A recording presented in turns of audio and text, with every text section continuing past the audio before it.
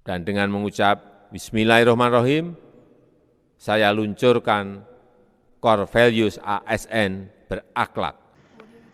Assalamualaikum warahmatullahi wabarakatuh. Halo semuanya, pada kesempatan ini saya Ilham Pambudi, peserta Latsar Kementerian Perhubungan tahun 2022 gelombang 7 angkatan 63 kelompok 4 akan menjelaskan tentang core value atau nilai-nilai dasar seorang ASN serta 7 tokoh yang menunjukkan nilai-nilai dasar ASN. Aparatur sipil negara kini memiliki nilai-nilai dasar atau core value untuk menjadi pendorong atau penyemangat bagi seluruh ASN baik di tingkat pusat hingga daerah agar terus memiliki semangat dan kemampuan yang tinggi dalam meningkatkan pelayanan terbaik dan berkualitas baik sebagai abdi negara, abdi pemerintah maupun abdi masyarakat. Berakhlak merupakan akronim dari berorientasi pelayanan, akuntabel, kompeten, harmonis, loyal, adaptif, dan kolaboratif. Adanya core value ASN ini sebagai sari dari nilai-nilai dasar ASN sesuai dengan Undang-Undang Nomor 5 Tahun 2014 tentang aparatur sipil negara dalam satu kesamaan persepsi yang lebih mudah dipahami dan diterapkan oleh seluruh ASN. Sedangkan bangga melayani bangsa merupakan employer branding ASN zaman now yang melayani sepenuh hati. Secara umum, hal-hal penting menjadi akronim dari nilai-nilai dasar ASN tersebut dapat dijabarkan sebagai berikut. 1. Berorientasi pelayanan, yaitu komitmen memberikan pelayanan prima demi kepuasan masyarakat. Tokoh yang menunjukkan nilai dasar berorientasi pelayanan adalah Bapak Ignatius Johan. Selama masa kepemimpinannya di PT KAI, ia telah membawa banyak perubahan yang cukup signifikan terhadap PT KAI. Hal-hal yang mengalami perubahan adalah strategi, sistem, pola pikir, budaya, dan penggunaan teknologi dari PT KAI. Contoh perubahan nyata yang sangat mudah dan mencolok untuk dilihat adalah adanya AC atau pendingin ruangan di dalam kereta ekonomi, menghilangkan budaya memperbolehkan penumpang naik di atap kereta api, menyingkirkan para pedagang kaki lima yang ada di dalam kereta, dan mengubah sistem tiket menjadi e-ticketing. Dari apa yang dilakukan oleh Bapak Ignatius Johan tersebut menunjukkan perilaku atau kode etik berorientasi pelayanan, yaitu memahami dan memenuhi kebutuhan masyarakat, ramah, cekatan, solutif, dan dapat diandalkan, serta melakukan perbaikan tiada henti. 2. Akuntabel, yaitu bertanggung jawab atas kepercayaan yang diberikan. Tokoh yang menunjukkan nilai dasar akuntabel adalah Bapak Budi Karya Sumadi.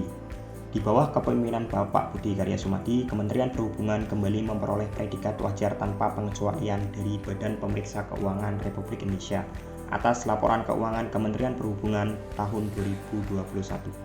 Capaian WTP ini merupakan ke-9 kali berturut-turut yang diraih Kemenhub sejak tahun 2013. Atas pencapaian tersebut menunjukkan kode etik akuntabel, yaitu melaksanakan tugas dengan jujur, bertanggung jawab, cermat, serta disiplin, dan berintegritas tinggi, menggunakan kekayaan dan barang milik negara secara bertanggung jawab, efektif, dan efisien, tidak menyalahgunakan kewenangan jabatan. 3. Kompeten, yaitu terus belajar dan mengembangkan kapabilitas. Kode etik nilai dasar kompeten adalah meningkatkan kompetensi diri untuk menjawab tantangan yang selalu berubah, membantu orang lain belajar, melaksanakan tugas dengan kualitas terbaik. Ibu Sri Mulyani melaksanakan tugas dengan kualitas terbaik. Hal ini dibuktikan dengan sukses memulihkan ekonomi Indonesia pada masa pandemi COVID tahun 2020.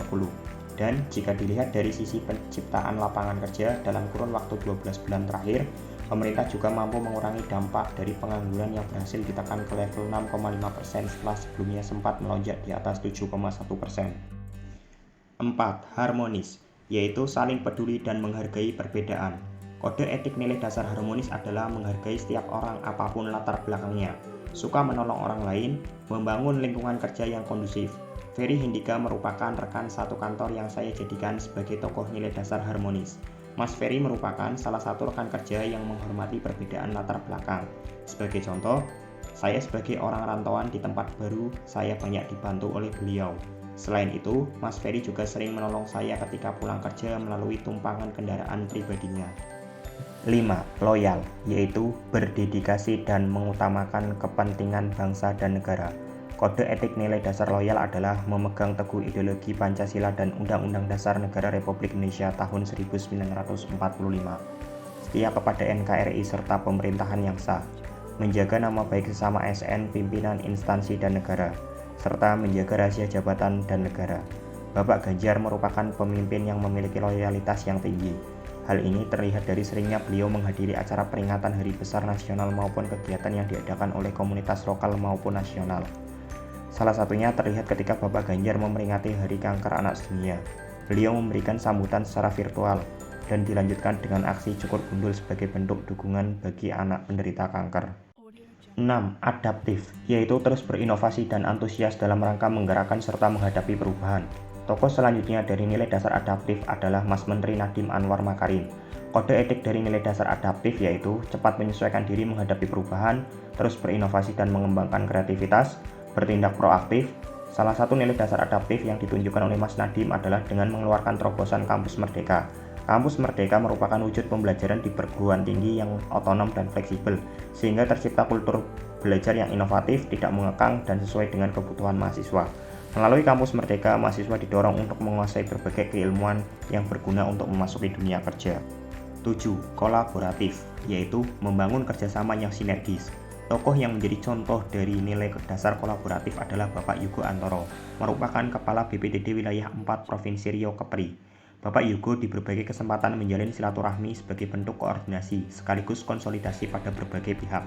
Hal ini merupakan bentuk dari kode etik nilai dasar kolaboratif, yakni memberi kesempatan kepada berbagai pihak untuk berkontribusi, terbuka dalam kerjasama untuk menghasilkan nilai tambah, menggerakkan pemanfaatan berbagai sumber daya untuk tujuan bersama. Itulah penjelasan dari saya mengenai core value ASN. Core value ASN menjadi titik tonggak penguatan budaya kerja yang tidak hanya dilakukan pada ASN tingkat pusat, namun juga pada tingkat daerah. Sebagaimana pesan Presiden Joko Widodo, ASN yang bertugas sebagai pegawai pusat maupun pegawai daerah harus mempunyai core value yang sama. Sekian dari saya. Wassalamualaikum warahmatullahi wabarakatuh.